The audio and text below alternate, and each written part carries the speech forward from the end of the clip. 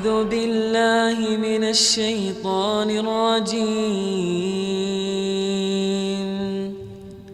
بسم الله الرحمن الرحيم.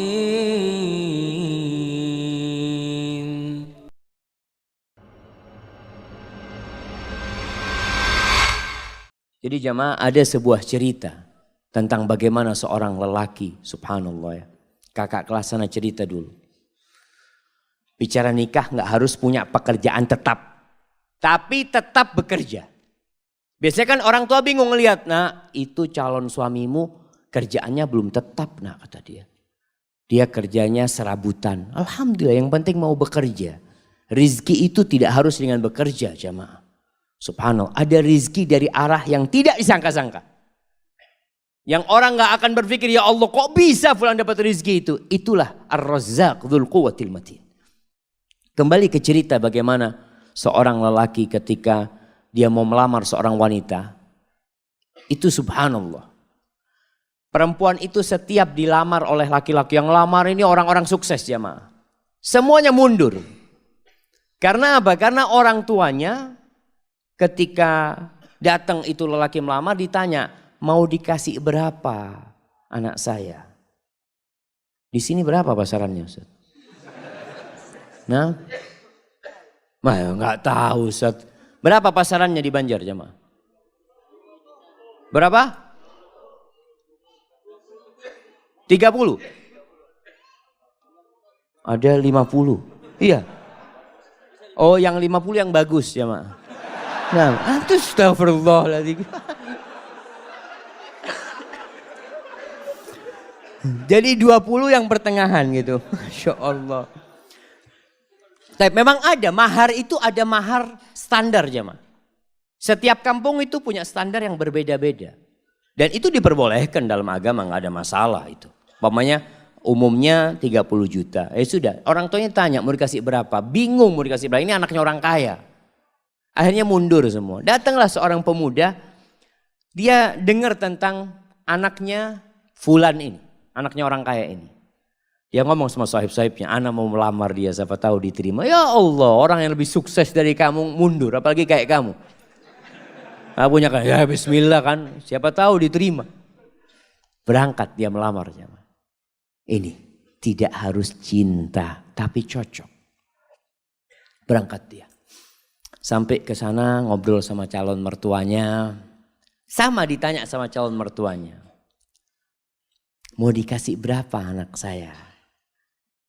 Apa kata calon mertua, kata calon menantunya, bapak minta berapa? Oh Allah jamaah. Ini jamaah. Kamu jual saya beli. Minta berapa? Masya Allah. Karena dia memang makelar jamaah. Dia itu kerjanya makelar kemana-mana. Jadi ngomong gitu tuh biasa dia. Dia minta berapa bapak gitu. Waktu itu sebelum Krismon jamaah. Oh zaman ini ceritanya jamaah. Kata orang tuanya berapa? 15 juta nggak apa-apa kata dia. Cuma 15 juta paman kata dia.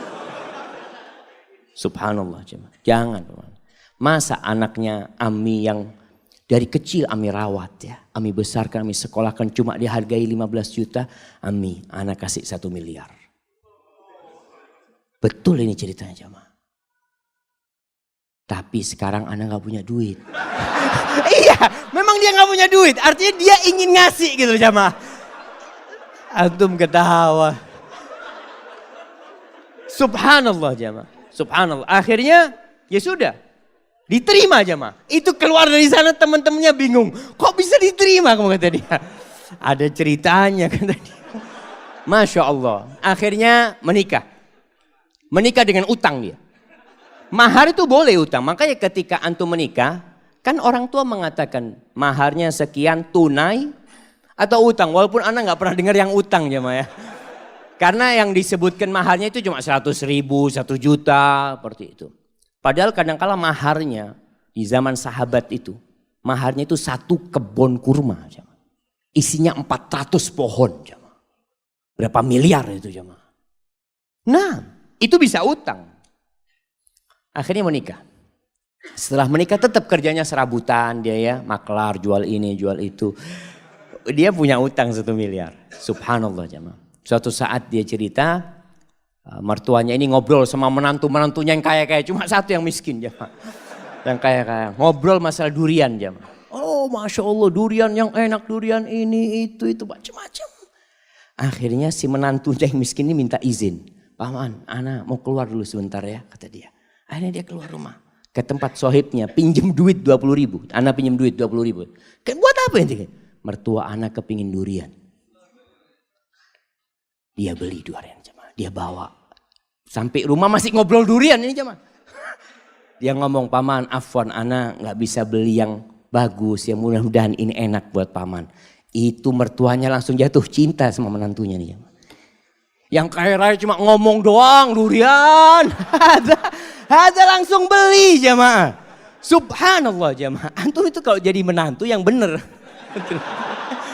Mertua ngomong durian berarti kepingin durian. Masya Allah jemaah. Ini akhirnya nih menantu jadi menantu kesayangan. Sampai kakeknya istri dia itu, neneknya pernah suatu hari karena sayangnya sama ini menantu ya. Baik menantu ini. Cuma duitnya memang gak banyak. Tapi dia mau kerja. Makanya ketika itu dia mengatakan lupa. Salah satu yang diucapkan kepada calon mertuanya ini. Paman ana sekarang gak punya duit. Tapi alhamdulillah Allah kasih anak akal bisa berpikir. Allah kasih anak lutut, anak bisa berjalan. Anak insya Allah akan lunasin hal itu. Subhanallah. Sampai suatu hari dia dipanggil sama neneknya istrinya. Kata neneknya, nak nenek ini punya duit 500 juta. Nenek mau kasih buat kamu. Subhanallah. Si menantu malu jemaah, janganlah nenek kalau mau kasih ke cucunya nenek. Biar nanti anak pinjam anak putar duitnya. Masya Allah.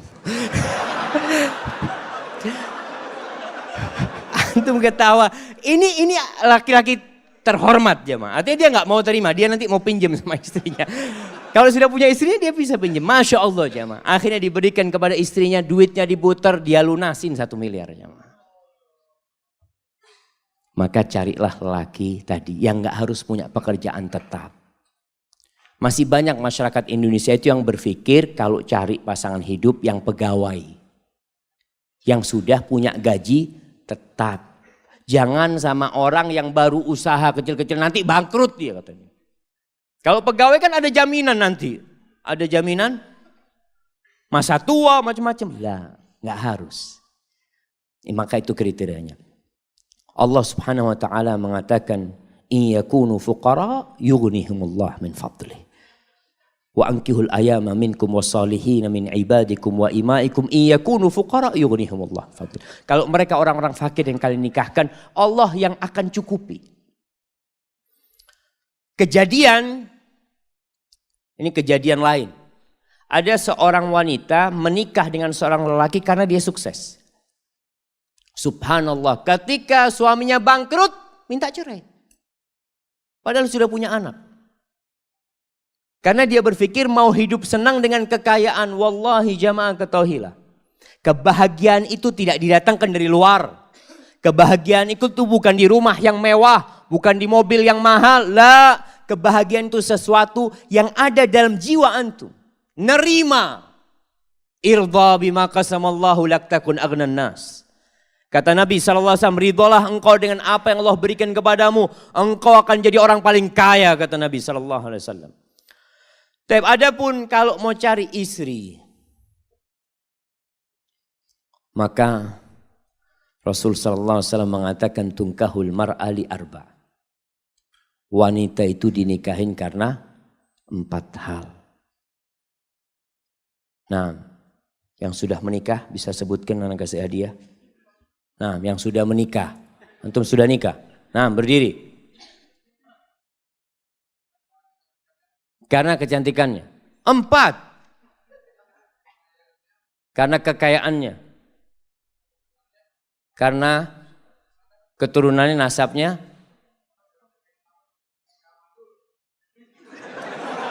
Karena enggak mandul. Agamanya mana? Taib, tunggu dulu pertanyaannya. Antum menikahi istri antum nggak nyebutkan agama, berarti antum cuma 3. Kenapa antum nikahin istri antum?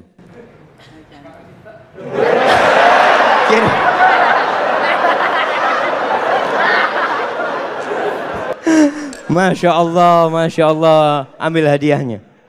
Hadiahnya ditukar, Afan. Hadiahnya ditukar. Karena dia menikah karena cinta, anak kasih keluarga sakinah. Masya Allah. Bismillah. Alhamdulillah jamaah. Ada yang menikah karena cinta. Apa yang menyebabkan dia cinta? Wallahu a'lam. Bisa jadi karena cantik. Istri antum mudah-mudahan cantik. Tapi ingat, kecantikan itu akan hilang. Tapi kalau cinta yang ada di hati kita tidak akan pernah hilang dengan izin Allah SWT. Kata Nabi SAW, tunkahul mar'atu li arba' limaliha wa hasabiha wa li jamaliha wa li diniha. Karena kekayaannya, sebagian orang mengatakan, alhamdulillah ana mau cari perempuan kaya Ustaz. Kenapa? Ana sudah lama hidup susah Ustaz. Paling nggak bisa numpang hidup nyaman dengan hartanya istri. Ada. Janda nggak apa-apa janda. Ada yang seperti itu jemaah. Maka antum jangan heran ketika melihat anak muda menikah janda sama umur. Dia umur 20, istrinya umur 35. Janda punya anak 2. Nggak apa-apa, mungkin karena hartanya dia menikah. Yang kedua, karena nasabnya yang mulia. Keturunan Raja Banjar. Masya Allah. Yang ketiga, karena kecantikannya. Ini normal orang menikahin wanita karena kecantikannya. Yang keempat, karena agamanya. Lalu apa kata Nabi SAW? Fadfar bidhatid din taribat yadak.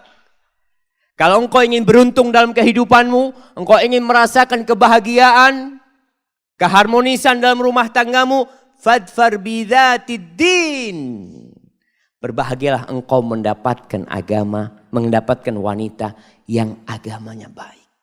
Seperti tadi kita bicarakan, ada standar minimal perempuan baik secara agama. Apa? Apa jemaah? Melaksanakan kewajiban. Ini yang pertama. Jadi standar perempuan itu melaksanakan kewajiban. Ustaz, tapi dia nggak pernah ngaji ke masjid Ustaz. Nah, yang penting kewajiban dia laksanakan. Sholat yang 5 waktu. Puasa di bulan Ramadan. Dia menutup auratnya. Dia berbakti kepada orang tuanya. Maka standar kewajiban ini paling minim harus ada. A'udzu billahi minasy syaithanir rajim. Bismillahirrahmanirrahim.